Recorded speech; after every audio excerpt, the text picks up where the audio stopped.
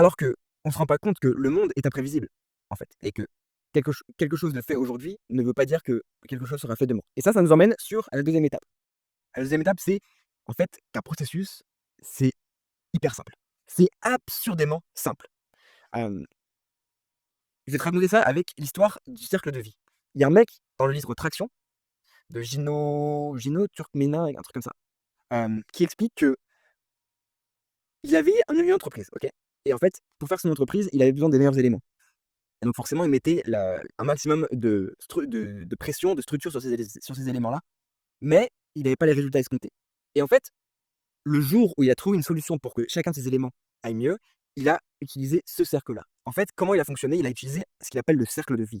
C'est un cercle qui met un petit peu de pression sur chacun des éléments, donc comme dans le cercle, sauf que, et ça c'est la condition ultra importante, c'est que chaque élément du cercle est dépendant de l'autre élément du cercle.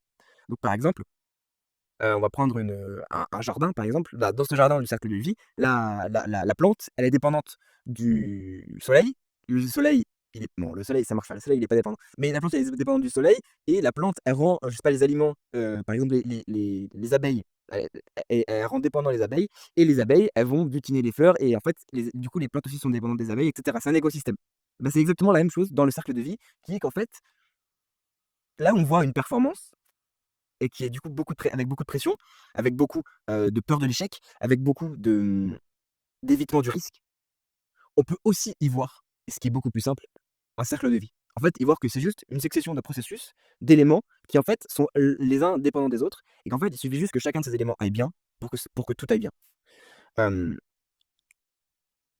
le seul truc qu'il faut, c'est de la consistance. C'est que chaque élément ne se dise pas que: «OK, je vais être parfait», mais qu'ils se disent: «OK, je vais être là». Parce qu'en fait, si je suis pas là, les autres éléments vont se casser la gueule. Et ça crée de la consistance. Et qu'est-ce que crée la consistance? Ça crée de la confiance. Et ça, c'est hyper fondamental. Même à un point de vue individuel, si tu as confiance en qui tu es, tu as confiance en tes actions futures. Je m'explique. L'humain n'est jamais fait pour croire les choses. Exemple, en fait, ça, c'est vraiment le gros bullshit des affirmations positives. On s'imagine qu'une affirmation positive, ça va reconfigurer notre esprit, et cetera. Alors qu'en fait, c'est du gros bullshit. L'humain ne fonctionne pas comme ça. Exemple, ça, je l'ai pris dans The Diary of a CEO. Imagine un mec. Non, non, jamais. Imagine la personne la plus précieuse à tes yeux. Ok, tu l'imagines, tu fermes les yeux et tu l'imagines que cette personne-là, elle se fait prendre en otage par un mec qui la braque comme ça. Il la braque comme ça. Ça, c'est la personne, il la braque comme ça. Et il lui dit: tu dois absolument, si tu tiens cette personne, croire que je suis Jésus. Forcément, ça a été fait, hein. C'est pas un exercice, ça a été fait. Il y a vraiment eu des études qui ont été faites comme ça. Hem, la plupart des gens, enfin c'est même 90 des gens disent: «OK, OK, t'es Jésus», mais les gens n'y croient pas. Ils disent juste ça par espérance que la personne relâche, heu, l'être aimé, OK? Alors que OK, non, en fait, non, je crois que c'est si, c'est ça, ça a été vraiment fait. Alors qu'en fait, dans un second élément, ils ont rajouté le fait que le mec qui tenait, la personne en otage, devant ses yeux, transforme de l'eau en vin. Qu'est-ce que tu crois? Évidemment que tu y crois beaucoup plus. Le mec, il vient de transformer de l'eau en vin. Évidemment, tu te dis: «OK, en fait, le mec, c'est peut-être Jésus».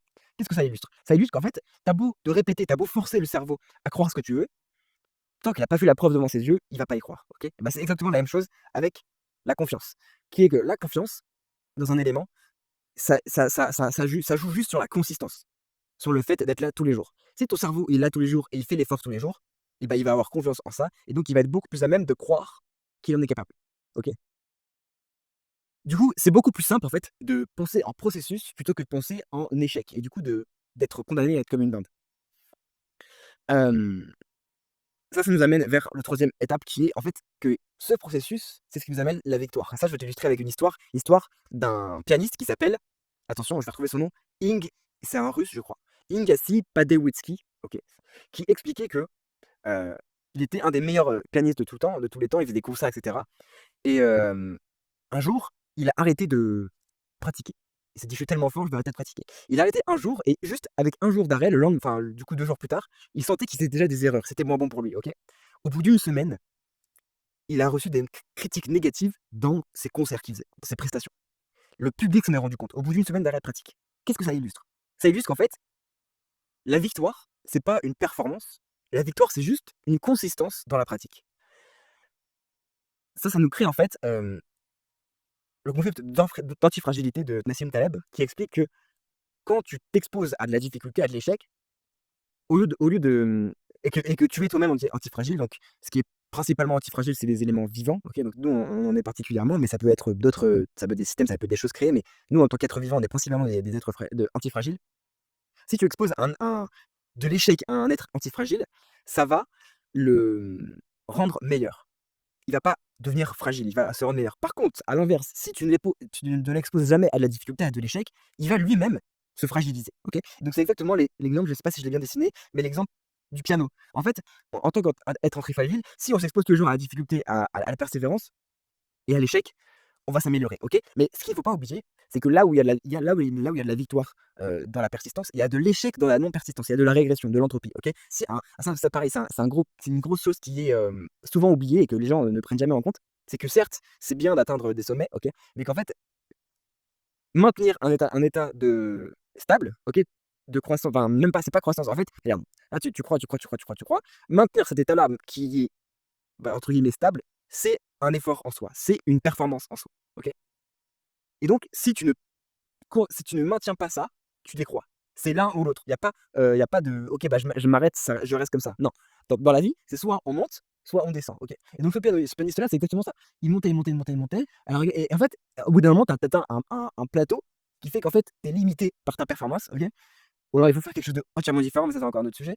Et ben, du coup, tu es obligé de continuer la performance, continuer la consistance pour garder ce niveau-là, OK? Bref, tout ça pour dire que on a peur de la performance. C'est trop terrorisant et du coup, on est juste basé sur nos échecs passés, en pensant ça va définir notre futur. Donc on a juste une dinde de Thanksgiving.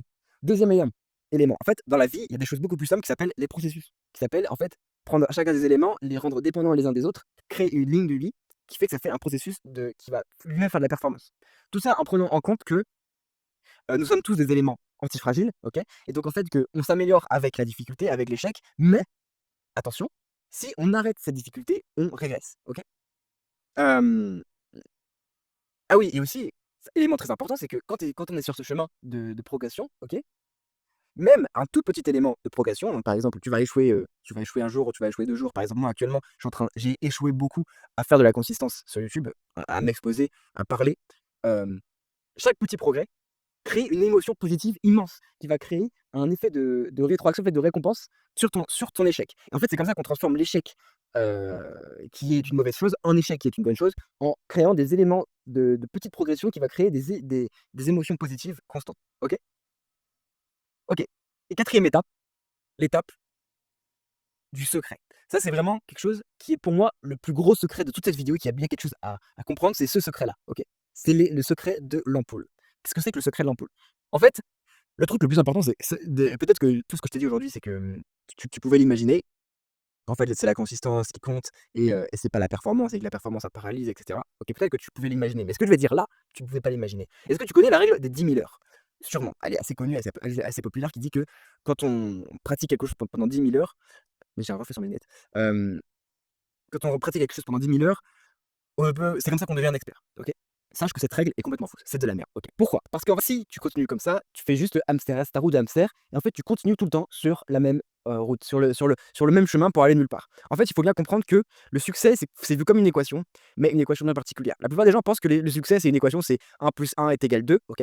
Sauf que dans une solution qui a fonctionné avant, c'est l'équation réelle, elle est appliquée à un problème du passé. Exemple, tu as une solution par exemple à une équation de business où en gros, le business c'est, plus de clients, plus une offre plus chère est égal à plus d'argent. OK. Sauf que ça, c'était une solution à un problème du passé, à un contexte du passé. Et comme on l'a vu, nous, à l'étape numéro 1, on est très biaisé par rapport aux solutions du passé. On pense que les solutions du passé vont apporter les mêmes résultats que le contexte actuel ou même le contexte futur. Et donc, tu tombes dans cette roue du hamster. C'est-à-dire que tu continues à faire, avec la constance, donc avec tes entre guillemets 10 000 heures, tu continues à faire des choses qui peut-être ne sont pas vraies aujourd'hui. Et donc en fait, c'est comme ça que la plupart des gens échouent et plutôt abandonnent. Ils pensent la consistance, ils pensent les 10 000 heures, alors qu'en réalité, c'est pas ça va à l'encontre de ce qu'ils ont besoin.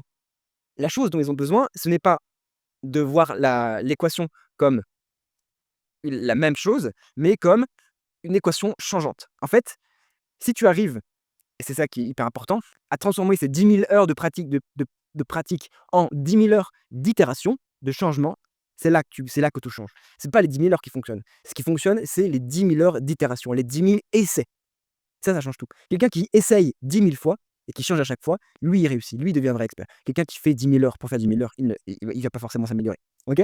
Donc ça, c'est vraiment le secret. Et ça, qui est-ce qui l'illustre parfaitement bien? C'est Edison. Edison, quand il essayait, de développer l'électricité, l'ampoule, ça marchait pas. Ça marchait pas. Et donc, là où la plupart de ses ennemis, enfin ses ennemis, ses concurrents, ont dit que ça marchait pas et l'ont utilisé comme une excuse pour l'échec, lui, il disait ça marchait pas, il l'a utilisé pour une excuse pour la réussite. Et donc, il a forcément forcé son chemin jusqu'à la réussite. Il a essayé, je crois que c'est justement le chiffre de 10 000 fois. Il a fait 10 000 essais-erreurs avant de trouver la solution à l'ampoule à incandescence. OK? Ça, c'est le secret c'est étape numéro 4. Du coup, c'était le secret, c'est au lieu de passer 10 000 heures à agir, tu passes 10 000 essais d'amélioration à chaque fois. Le truc là-dedans, c'est que quand tu fais ce shift mental, l'échec, c'est non plus une fin en soi, mais c'est plutôt une vertu. C'est quelque chose que tu dois rechercher pour aller vers la réussite. Si on te disait, OK, bah, il faut que tu essayes 10 000 fois pour réussir, qu'est-ce que tu aimerais faire? Bah, juste, tu aimerais échouer le plus de fois possible pour pouvoir aller le plus vite possible vers la réussite. Et c'est exactement ça. Le seul La seule solution à ça, le seul critère à ça, c'est que tu vois l'échec comme un signal, que tu ailles vers que tu comprennes pourquoi tu as échoué et que tu ailles dans cette direction-là, que tu l'utilises comme un chemin et non pas comme une roue, comme la plupart des gens l'utilisent, OK? Tu l'utilises comme un chemin pour savoir où est-ce que tu vas à chaque fois, OK? Donc il faut que l'échec soit une vertu, enfin l'échec devienne une vertu à la seule condition qu'elle soit un signal. Et dans ce cas-là, tu te fais un plan qui à chaque fois s'améliore, OK? Et enfin, étape numéro 5. Je vais t'illustrer par une petite, histoire du, colonel Cook. C'est celui qui a découvert l'Australie, OK? Il faut savoir que Cook, pourquoi il est super connu? Parce que c'est lui qui a trouvé la solution au fait que les voyages longs ne duraient pas, on ne survivait pas sur des voyages longs parce qu'on attrapait tous une maladie qui était le scorbut. Le scorbut, il ne le savait pas à l'époque, mais c'était dû à un manque de vitamine C. Et donc Cook, il a trouvé la solution à ça et c'est pour ça qu'il a réussi à voyager aussi loin, aussi longtemps et à découvrir, l'Australie. En tout cas, de à coloniser l'Australie. Hem, Comment il a fait pour, faire en sorte qu'on ne manque pas de vitamine C? C'est connu le truc des oranges. En gros, ils ont pris des oranges et ils ont mangé des oranges. C'est pas que ça. L'aliment principal qu'ils ont mangé, c'est de la choucroute. OK, ça peut paraître con, mais c'est manger de la choucroute et donc il a dit à son équipage de manger de la choucroute. Sauf qu'il voulait pas manger de la choucroute, son équipage, parce que la choucroute, c'était dégueu. En tout cas, la choucroute de l'époque et donc il a échoué. Il a échoué beaucoup de fois. Il a fait beaucoup de voyages où l'équipage ne voulait pas et ça a échoué, ça a échoué, ça a échoué. Jusqu'au jour où par essai-erreur, il s'est rendu compte de quelque chose, c'est que l'humain est fondamentalement attaché au statut social, OK? Et donc qu'est-ce qu'il a fait pour se servir de ça? Il a mis la choucroute sur la table des dirigeants, sur la table de lui, du capitaine et cetera. Il y a que eux qui avaient le droit d'en manger dans un premier temps et donc à force d'essais-erreurs, de tests, il a bien vu que l'équipage avait de plus en plus envie d'avoir ces aliments qui étaient, pour les chefs d'habitude. Et donc, qu'est-ce qui s'est passé?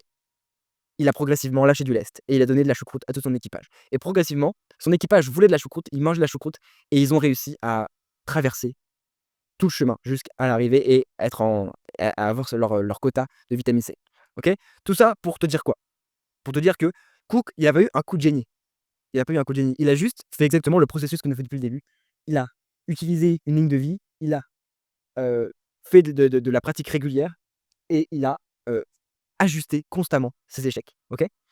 Tout ça pour te dire quoi? Pour te dire que l'étape numéro 5, c'est l'étape qui t'explique que la consistance, c'est finalement la liberté. C'est finalement un processus plus simple que de se mettre la pression sur l'échec, mais il demande quelque chose de très douloureux, qui est d'accepter l'échec et en fait de changer d'identité et c'est ça le plus dur, c'est qu'en fait, la personne qui veut faire ça, elle sait que c'est plus simple, mais c'est pas elle-même, elle doit changer d'identité. Elle doit avoir une identité qui va vers l'erreur et qui va vers, la modification et la fluidité de l'esprit. Pourtant, ça lui garantit le succès et la liberté. C'est tout ce qu'on a besoin, c'est tout ce qu'on a besoin. Mais, évidemment, il y a cette douleur du départ. Donc en fait, finalement, la consistance, c'est juste des maths. C'est une équation qui est celle-là, qui est 1 plus 1 x est égal 2. OK, donc le 2, c'est l'avancement et le x, c'est la variable. C'est vers quoi tu vas aller. C'est pas 1 plus 1, c'est 1 plus 1 ajusté à x est égal 2. La direction, et c'est ça l'étape numéro 5, c'est que la direction sans distraction, donc en fait, tu vas avancer, si tu vas pas dans ces distractions-là, OK, pareil ici, ici, ici, c'est une direction qui te fait cumuler, en fait. Ça te fait cumuler l'amélioration et donc forcément, tu es en cumul, tu es en cumul, tu es en cumul et au bout d'un moment, tu atteins l'objectif que tu veux atteindre. Le seul truc, c'est de ne pas se distraire. Tu dois avoir un plan déterminé, sans distraction et avec amélioration continue. C'est tout simplement ça. Tu es plus libre et tu as une garantie de succès. Peu importe ton objectif, peu importe ce que tu veux. Si tu veux la femme de tes rêves, si tu veux l'homme de tes rêves, si tu veux le poste de tes rêves, si tu veux le montant de tes rêves, si tu veux les relations de tes rêves, peu importe, le corps de tes rêves. Il suffit juste de faire des petits pas et contrairement à ce qu'on peut penser, il faut pas juste avancer, il faut itérer. Il faut se remettre tout le temps en question le processus et l'améliorer, surtout ne pas lâcher, OK? Donc on se récapitule, la dinde, le cycle de vie, le piano, donc la dinde, ne jamais faire confiance aux choses externes avant du passé. Le système de processus qui, en fait, est beaucoup plus simple que de la complexité de vouloir, faire une performance. Le piano, de ne pas lâcher et en fait de faire face à l'entropie, de devoir stabiliser, un état.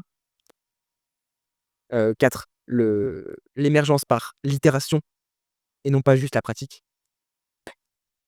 Et 5, la direction, l'équation qui est en fait, ultra mathématique. OK? Et tout ça pour conclure que la victoire, ça n'a rien par génie. Les gens qui réussissent n'ont rien de génie. Oui, il y a des gens intelligents, mais je pense que et toi-même tu as conscience de cette chose-là, il y a surtout beaucoup de débiles, il dit beaucoup d'abrutis, beaucoup d'idiots qui réussissent, qui sont devant la scène. C'est pas parce que c'est des génies, ils ont des éliminations, ils sont juste pour la plupart du temps et moi j'ai cet exemple très personnel. Je travaille avec quelqu'un qui est très en place, il gagne, il m'a montré son dashboard la dernière fois, il est à 19 000 € par mois, il a une boutique en ligne. Ce mec n'a jamais lu aucun livre de sa vie. OK, on en rigolait la dernière fois, il a jamais lu aucun livre. Il m'a juste dit: «Beh, mec, just doing the shit» et il parle anglais. Mec, juste je fais les choses. Bon là, il s'avère qu'il a des problèmes, du coup il me demande et je lui ai donné pas mal de clés, mais juste tu fais les choses et en fait tu t'améliores en fonction de ce que tu fais, ce qui marche pas et il y a plein de gens comme ça qui juste avancent par juste bon sens. Ils ont juste du bon sens, ils avancent, ils font les choses et ils se prennent pas la tête pour l'échec, ils avancent et ils améliorent leur chemin au fur et à mesure du temps. Si tu arrives à combiner ça, donc cette mentalité, cette identité, avec le fait d'aller chercher les meilleures sources tout le temps, les meilleurs livres, les meilleures, études et cetera, tu es inéarrêtable. OK. Je te souhaite une très bonne journée, je te fais des bisous.